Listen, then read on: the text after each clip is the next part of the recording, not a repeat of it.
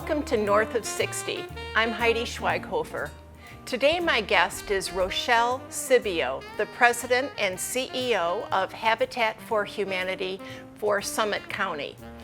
I have to say before I introduce Rochelle that one of the things that I like best about this show is learning about worthwhile programs.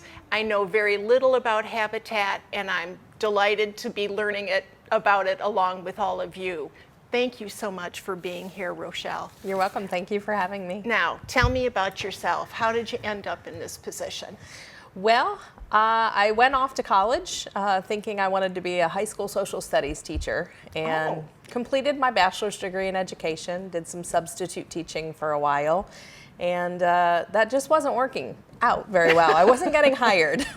And I was told I was a really dependable substitute. So they needed good substitute teachers. Well, that wasn't going to help me with a young family. So started just exploring some other options, was eventually hired to teach a GED program for at-risk youth in a nonprofit organization in Akron, and fell in love with what nonprofit organizations were about and their missions and giving back and just the touch to the families.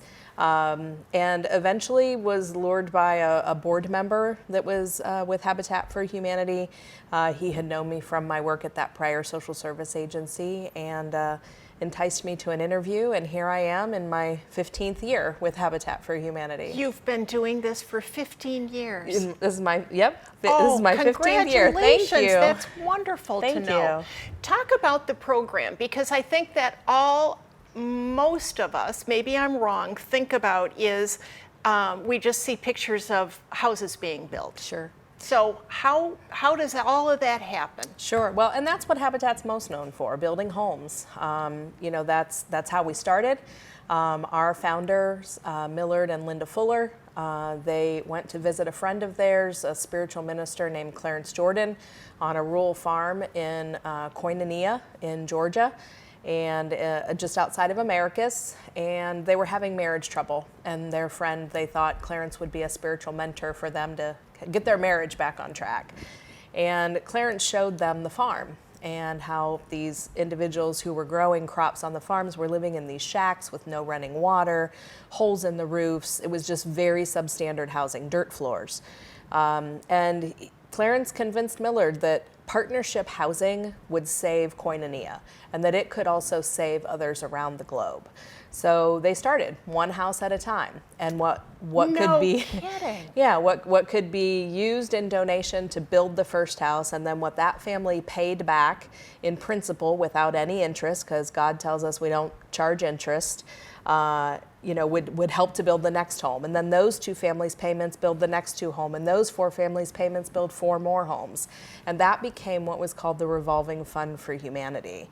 And so while they took that overseas to Zaire, built over there, actually one of our emeritus board members was in Zaire with his young family for many years. I didn't even know you were international. Yes, Habitat for Humanity International. We build in 70 countries, about a little over 1,200 affiliates here in the United States. We have affiliates in Canada, and then in 70 countries around the globe. Oh, I had no idea. So Jimmy Carter didn't found Habitat, but he is very involved. He's very with Habitat. involved, and yes, he makes his involvement known, yes, which I think does. is a good thing. Yes, he does. I think that's wonderful. Yes. Now, how do you then? So it's building homes.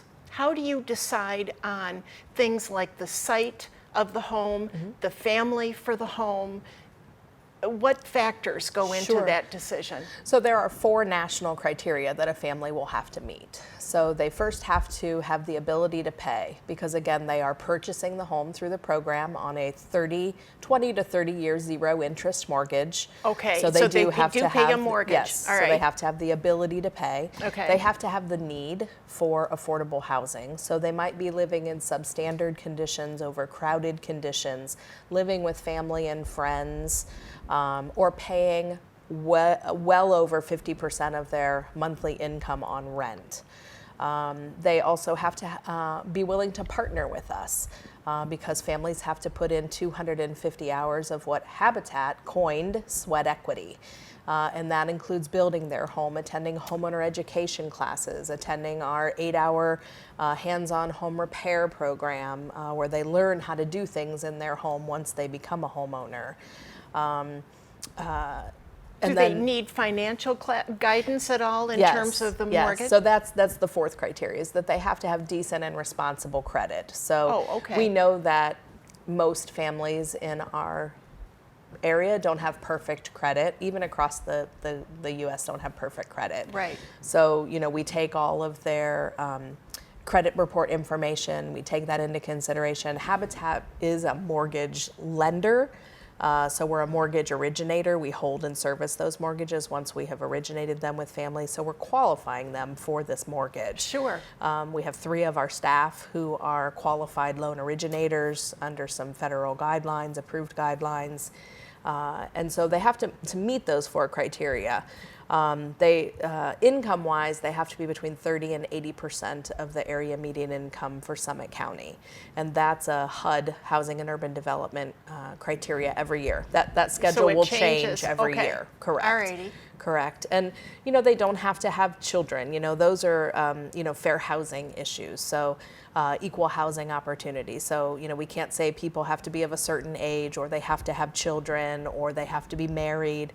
That we can't say that. We accept you based on, your ability to meet the those national criteria. So you don't pick a family of 5 over necessarily an older couple of 70. It's Correct. really the criteria based. Correct. Do people apply for this? So if Yes. I wanted to have a house, I would apply to Habitat and you would then process my application Correct. and look at these criteria. That is correct. So how do you pick the locations? For example, one of the things I thought was interesting when you and I communicated earlier was that Hudson is not the ideal place because Correct. of property tax. Correct. And it just, again, didn't dawn on me that the homeowner would have to pay property tax. Correct. Yeah. Yeah. So they're not exempt from property taxes. So they, when we do a mortgage package for a family, it includes the principal on the mortgage itself, the property taxes, and their homeowner's insurance rate, whatever they get on the open market for homeowner's insurance. As far as how we pick location, we do serve all of Summit County. That is our chartered service area is all of Summit County. A good number of our builds are Akron, Barberton. We have built quite a few homes in Twinsburg Township. We have built in Stowe. We have built in Copley, in Fairlawn, in Lakemore. Oh my gosh! So we're building in as many areas as we can. Again, Hudson does have higher property taxes. So when you estimate, even on a small home of 1,200 square feet, property taxes somewhere around $4,500 a year, $6,000 a year. When you factor that in over 12 months into the mortgage payment, it will throw a low to moderate income family out of the ability of it being affordable. Sure. Do you look at vacant lots or do you look at tear downs? How do you literally pick XYZ place in this neighborhood in Twinsburg? Sure. So most of our land comes donated to us. So not very often am I purchasing land. A lot of them are infill lots, whether they're within a city limit. Sometimes they come from a city or a municipality. Sometimes they're coming from a land bank. Sometimes we're being offered land directly from an individual owner who, might call my office and say, my grandmother's house, was on this property. She passed away about 10 years ago. The house was eventually torn down. I just pay taxes on this vacant lot. I have to mow it and I don't want it. Go for it. And so, it becomes In most occasions, it becomes a tax benefit for them to just donate the property. Sure. And as long as it meets 4,000 square feet, which is in Akron and most of Now, the municipalities, the property, 4,000 square All feet, usually a standard city lot, 40 by 100, or Okay.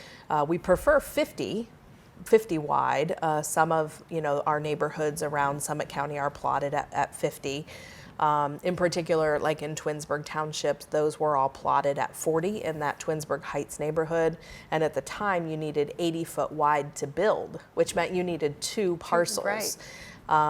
Twinsburg Township, the trustees have since kind of decreased that is required, the frontage required, which has been a help. But I think we're on House 12, which is being dedicated at 1915 Stanford on September the 8th, that Sunday afternoon. So Danielle Woods will become a homeowner there. I bet that the day you turn the keys over is just a wonderful occasion for everybody. It's the best day ever. Oh, it's my I can favorite day imagine. at work. Yeah. How do you, I will tell you right now, I could probably spend 6 hours talking to you. How do you, I want to ask some more specifics about the house, then we'll go to volunteers. Sure. But, so now people are going to need a sofa and beds and that sort of thing. How does that happen? So we don't furnish the home, but what comes with the home, Whirlpool is a Habitat National partner, so each home gets a refrigerator and a stove courtesy of Whirlpool. Through our programming, we purchase a washer and dryer through the Whirlpool program at cost. So the family has all 4 appliances then when they move in. Good. The family can purchase as a part of their down payment, and they can select if they'd like a dishwasher or a garbage disposal. And again, they can purchase those through this discount program through Whirlpool. But we don't furnish the home with furnishings, essentially. When a family picks a property to build with us, they get to pick some certain things about it. So they get to pick the color of the siding and the shutters and the color of their carpet and vinyl and their cove base. And they now also get to choose whether they would like darker colored cabinets or a lighter oak type of cabinet, and then a darker or lighter countertop. And then they can kind of match that up. We do one of our homeowner education classes as an interior designer. Oh, and what a she good idea. generously donates that time to come in and kind of sit down with families and say, here's a good way to kind of estimate and pick your colors. Now we do paint the interior of the house just an off-white. The entire inside, and then at some point, families can change those colors, Sure. If they'd Sure. like, and Sure. little girls like pink or purple bedrooms or yellow, and little boys sometimes, would prefer the blue Been there, or done that. a bright Yep. orange. We've had a bright orange bedroom post dedication be painted. Yeah, I think he was a Cleveland Browns fan.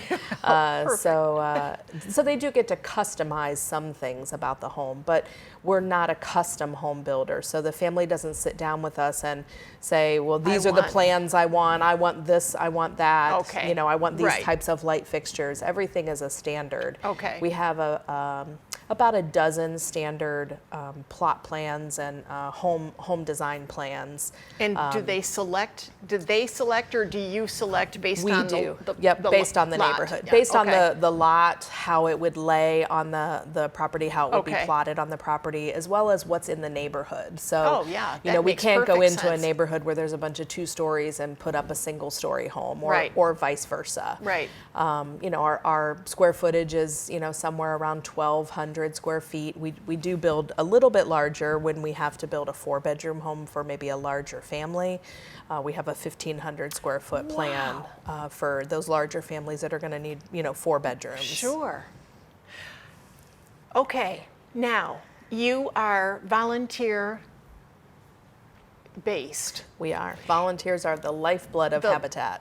And we were talking before we started, and some of the volunteers I know are older gentlemen. I know 2 of them, and they're at least over 70 and maybe even a little bit older than that. Yes. So how do volunteers work with you? And I think the thing that would hold me back is my fear that I don't even barely know how to pound a a nail into a Well, wall. we can teach you. Oh, that's a good thing. We will teach you. So about 80% of every home that Habitat builds is built by the hands of volunteers. And of those 80%, a good half or better are considered unskilled volunteers. Sometimes our site supervisors are even saying, this is the end of the hammer you hold, this is the end of the hammer you use to hit or strike the nail. Truly. Truly. But we do have paid construction staff who are the supervisors. They will That show makes those perfect volunteers. sense. Right. They greet them at the site. We take groups of, up to 7 people at a time at a job site in a group.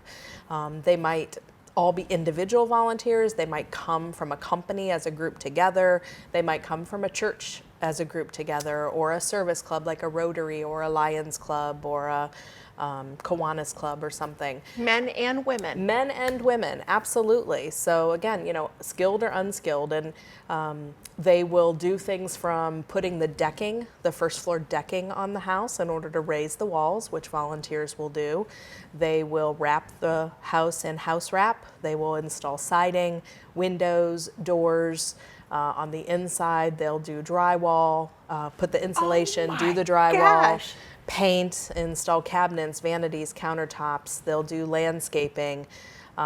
We do have to subcontract out, the mechanical things, the Plumbing and electricity. the HVAC, the Sure. electricity. Sure. But volunteer days on a job site are well orchestrated.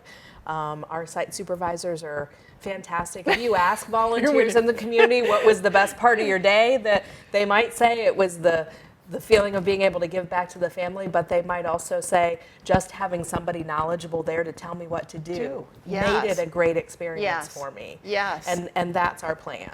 And how neat to end up with a skill. Yes. Aside from this house, but to be able to go home and say, hey, I hung drywall today, that would be very exciting. And when you think about coming with like your work team, we do a lot of corporate work teams. Oh, that's a good idea. And, maybe you work in accounting, and maybe somebody else works in purchasing, and somebody else works in shipping and receiving, and maybe you knew each other, maybe you didn't. So now you've met another coworker. But when else would you ever hold a ladder for your coworker or hang a piece of drywall? Never. Right. You just wouldn't. Right. So it makes for a very unique team building opportunity. Oh, I can well imagine. Yeah. So you do use, this show, Rochelle, is geared towards people over 60. I want everybody to learn about your program, but I also want people to feel comfortable if they wanted to volunteer, if they're 79, it doesn't matter. It doesn't matter. How old, what's your range? I'm sure it's from 10 to... Good question. So our oldest volunteer right now, or our most mature volunteer, is 83. Oh, that's wonderful. And he works with us a couple days a week, actually.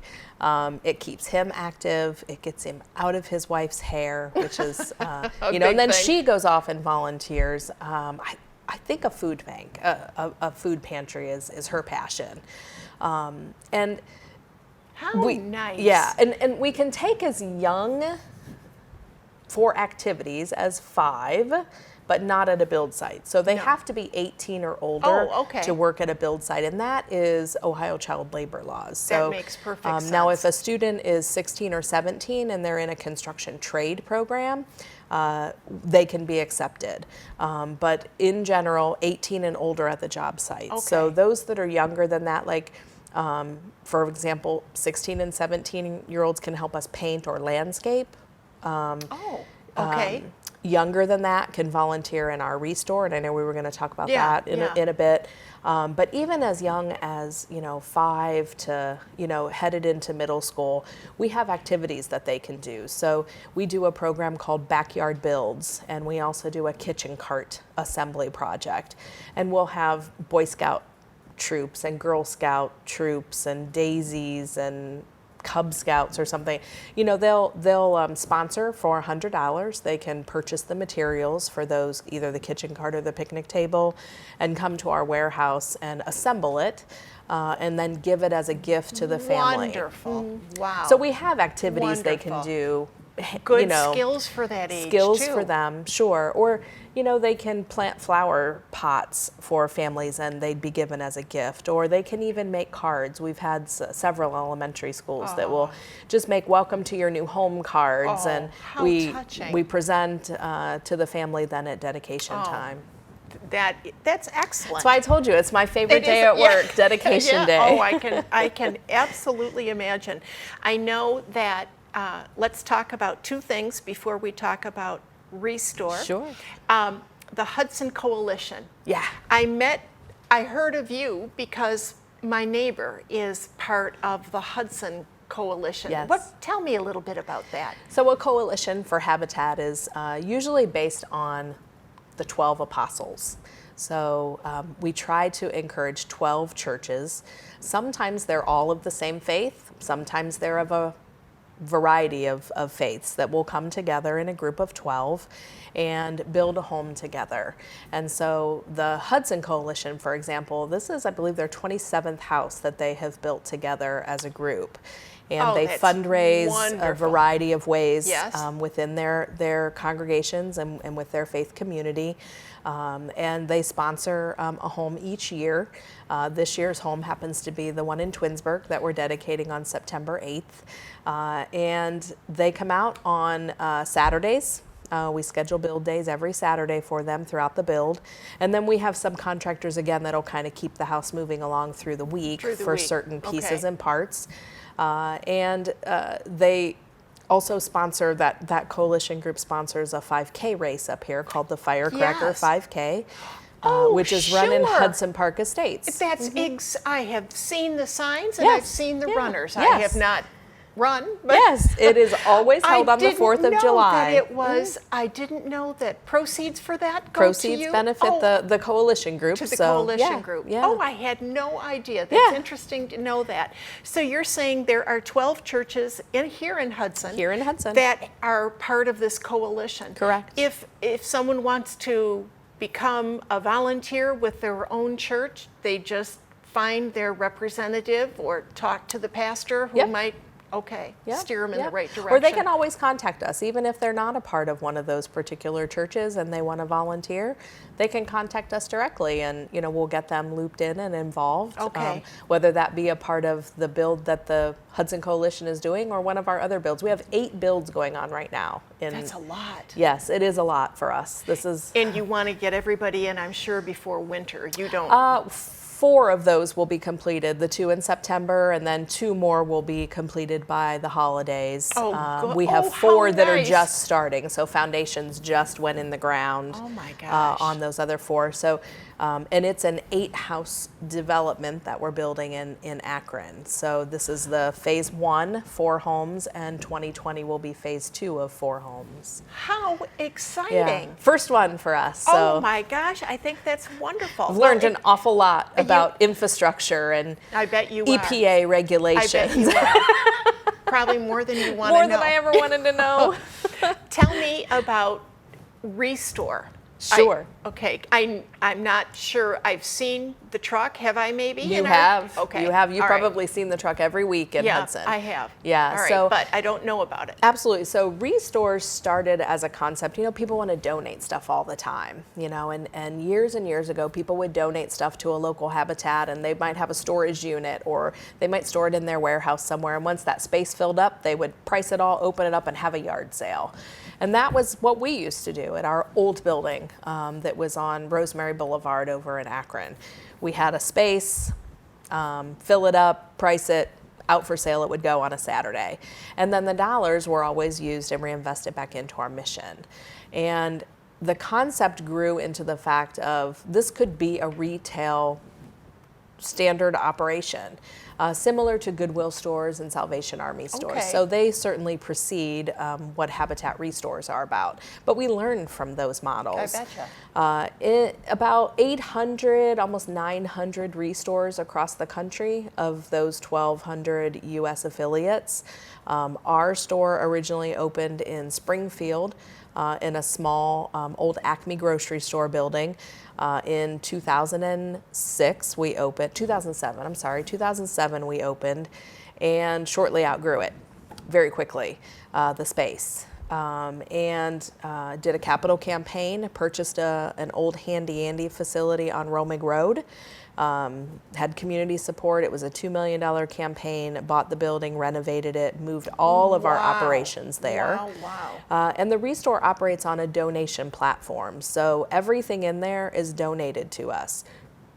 Furniture, building materials, appliances. That's our traditional platform of stuff that we carry.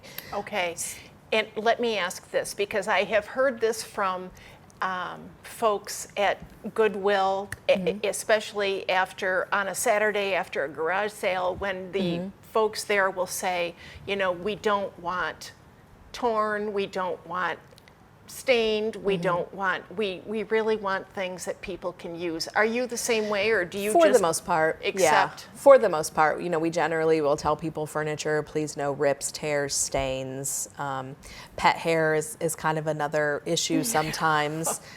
Speaking of a fur household myself, I know I probably won't be able to donate my furniture to the Restore once I'm ready to buy something else. I hear you, sister. But yeah, so now the only purchase product that we have in our store is a recycled paint. So it's new, but it's recycled latex paint. We purchase it out of a company out of Indiana, and it's shipped to us. And we have all the ancillary products that go with it: the brushes, the rollers, the drop cloths, excellent. the paint trays, Excellent. and in a variety of colors. So it's then that purchase to resell product for us. But Okay. everything else in our store is donated. You might walk in and see couches, chairs, dining room tables, dressers, beds, then the appliances, refrigerators, stoves, It is cabinets. very nice to know it exists, because I have, you know, there's a guilt factor when you're getting rid of a perfectly fine chair or lamp or table, and Correct. you know, I love the idea of it going to someone's new home, maybe. And again, I mean, all that then is reinvested in our mission of building and repairing homes. I mentioned cabinets there at the end because it's one of our biggest sellers in our store of everybody's items. redoing their kitchen. They are, and we also have a deconstruction program. So we'll come out and remove those cabinets for you and take them back to our Restore. Kidding. We don't charge you to do that. We just ask you to sign a waiver form with us, but we'll remove them. And it saves you a little bit of money from having your kitchen contractor do it. And we are happy to do that with our team. What about toilets and shower facilities and bathtubs? Because we're going to have a big reno happening in our house in a couple of weeks with our master bath. We can do those.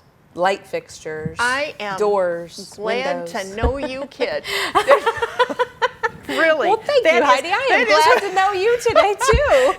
That's excellent to know that. All right, now we have like no time left. I want to remind everybody, if you want information about Habitat, I will have it on I have an email, as you know, north of60hctv@gmail.com, and I will have information about Habitat so that you can reach out to Rochelle, or at least reach out to the program if you're interested in volunteering, if you're interested in donating, if you're interested in donating anything to Restore, any of that, please feel free to also contact me if you don't want to contact them directly, and I will be glad to give you the information. I am so glad you were here. I'm glad you invited us. I just have enjoyed this immensely. Well, thank you. Thanks, I've enjoyed Rochelle. meeting you. You're so welcome.